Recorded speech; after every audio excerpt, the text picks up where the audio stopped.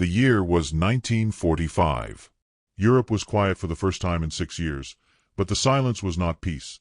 It was the stunned hush that follows a storm so violent it leaves everything changed. In the north of Germany, roads lay broken and lined with refugees. Soldiers with hollow eyes, mothers dragging children, old men clutching photographs of sons who would never return. The Third Reich had collapsed like a burning stage set, its banners torn down, its grand promises reduced to ashes. For those who had believed, even half-heartedly, in its power, the fall felt not just like defeat but like the sudden disappearance of the world they knew. Among the defeated were women the Allies scarcely expected to find. They were not combat soldiers, yet they had worn uniforms. Luftwaffe auxiliaries who had tracked enemy planes, nurses who had tended the wounded in underground hospitals, clerks who had typed orders they did not write. Some had volunteered out of youthful fervor, others had been conscripted with little choice. Now they shuffled west under guard, their old insignia ripped away, their once practical boots lost to the long march. Bare feet pressed against cracked pavement. Some wrapped rags around their toes to shield them from the stones, others simply bled.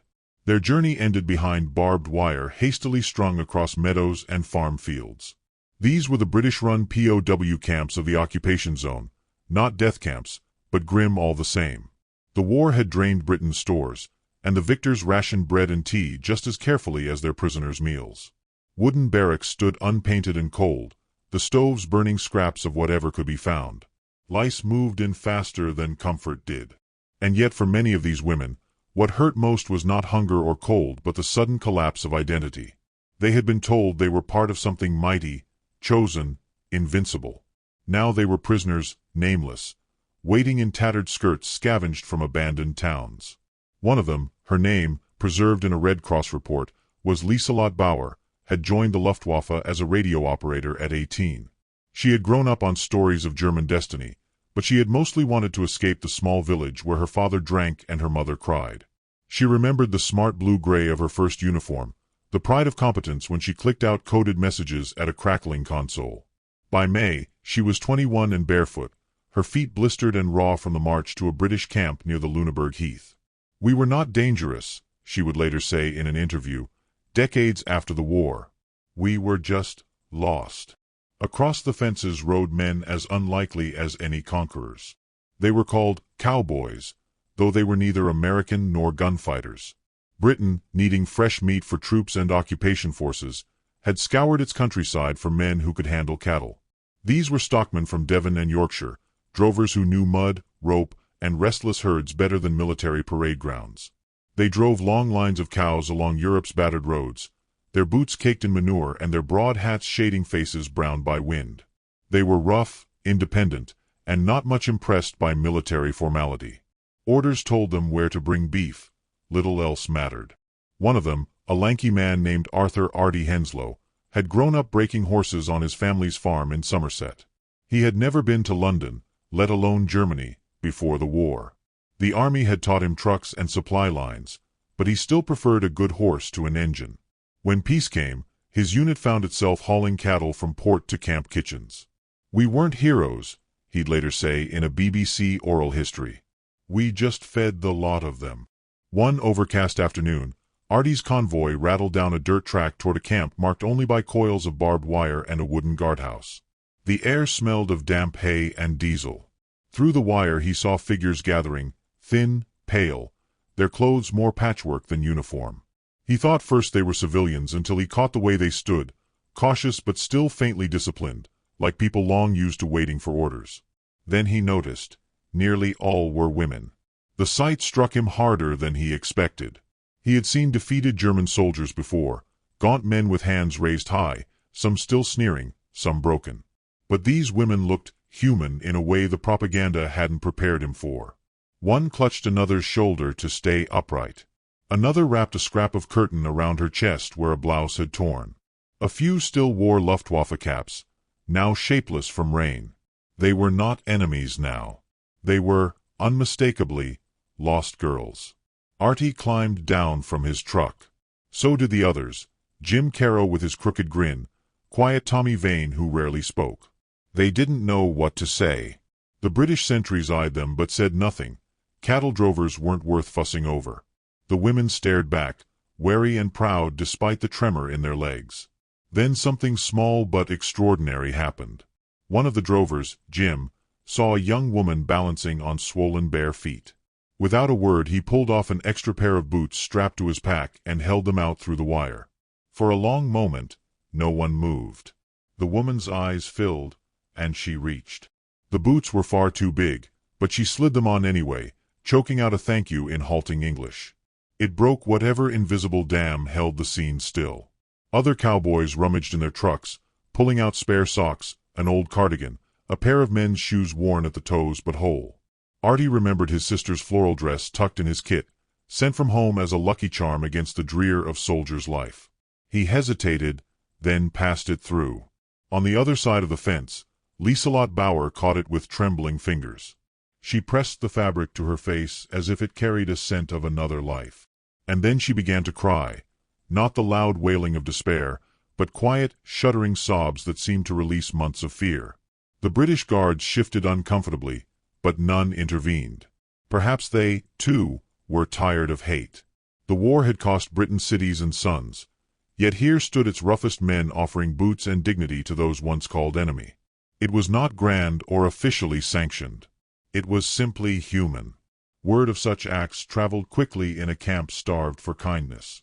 That night, under the low hum of rain on tin roofs, the women whispered about the strangers with their muddy boots and odd wide hats. Some felt hope for the first time in months. Others feared it was a trick or fleeting mercy. Liselott, lying on her bunk with the borrowed dress folded beneath her head, felt something more complex. Shame for what she had believed, gratitude she did not know how to repay, and a strange, cautious belief that perhaps life might continue after the Reich. But kindness in that place was fragile. In the morning, an officer arrived, brisk, uniform immaculate despite the mud. He spoke sharply with the guards, eyes flicking toward the drovers' trucks. The message was clear even without hearing the words. Rules existed for a reason, and fraternizing with German prisoners was not one of them. Artie watched from the cattle pens, jaw tight, hands buried in his coat pockets. The war was over, but some walls were not meant to come down easily. The women sensed the change too. Smiles that had tentatively bloomed the night before faded as orders snapped back into place. Yet Liselott still held the dress, fingers tight on its faded fabric. She would remember that one evening of unexpected humanity, even as the world around her braced to keep enemies and victors apart. Somewhere beyond the wire, a truck engine roared to life, and the drovers prepared to move on. But the echo of boots and quiet mercy would linger, and soon it would collide with rules and vengeance in ways no one there could yet imagine. The morning after the gifts, the air around the camp felt different, taut as a rope stretched too far. A British captain in a perfectly pressed uniform strode through the mud, his polished boots a rebuke to the cowboys' scuffed leather. His name was Captain Edmund Hall, a man who had spent the war enforcing order in chaos. He believed in discipline the way a blacksmith believes in iron. It was the only thing that kept a world from breaking apart.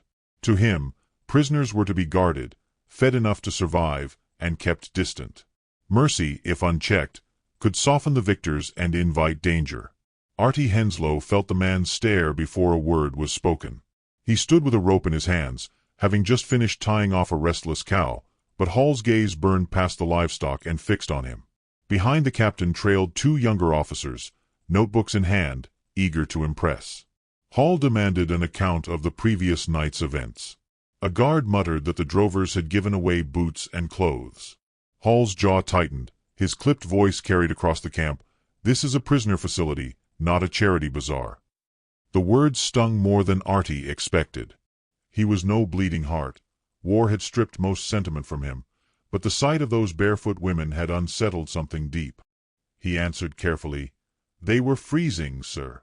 Shoes seemed a small thing. Hall's reply was swift and sharp. Small things eroded discipline.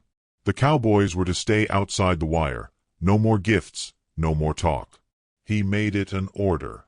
The younger officers scribbled in their notebooks as if mercy itself were a breach of security. Across the fence, the women watched silently. They had learned the language of tone, even if they couldn't follow every word.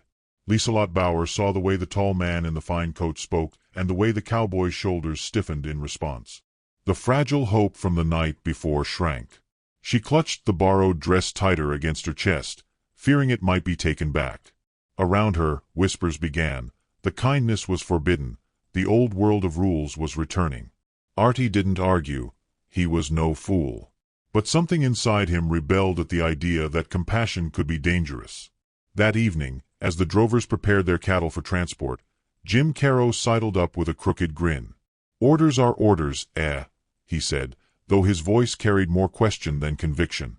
Artie shrugged but said quietly, "Orders don't heal blisters." The other men chuckled softly, but their eyes were wary. Everyone knew soldiers could be punished for less. Captain Hall's warning hung heavy, yet war's end was strange. Rules bent when no one looked. Over the next week, small gestures slipped through. A pair of socks tossed casually from a truck bed, a crust of bread left where a prisoner might find it. Artie, careful but stubborn, walked close to the wire on his routes, sometimes catching Lieselot's gaze. They rarely spoke. Her English was fragile, his German non-existent, but the nod they shared became its own quiet language. Lieselot was changing in ways she could not name. She had joined the Luftwaffe believing in duty and strength. She had marched to this camp believing she would be despised. Yet these rough men with their livestock had upended her certainties. They were victors, yes, but they did not look at her as a monster. That alone made survival feel possible. At night she whispered to a bunkmate that perhaps life after the Reich would not be only punishment. Her bunkmate, a former nurse named Helga, scoffed, but Lieselot clung to the idea anyway. But the war's shadow had long arms. One gray afternoon, a truckload of displaced civilians arrived at the nearby village. British families returning to oversee occupation, some having lost sons in the Blitz. Anger simmered just below the surface. Rumors swirled that German prisoners were being coddled. Captain Hall, sensing unrest, doubled down. He issued a formal order: no non-essential contact with prisoners. Supplies were to be guarded, gifts prohibited. He believed kindness now could breed resentment among British civilians still grieving. Artie read the notice tacked to the mess wall and felt heat crawl up his neck. He thought of Lieselot's tears when she'd first held the dress. He thought of his sister back home, how war had nearly taken her husband. Were these women not broken enough?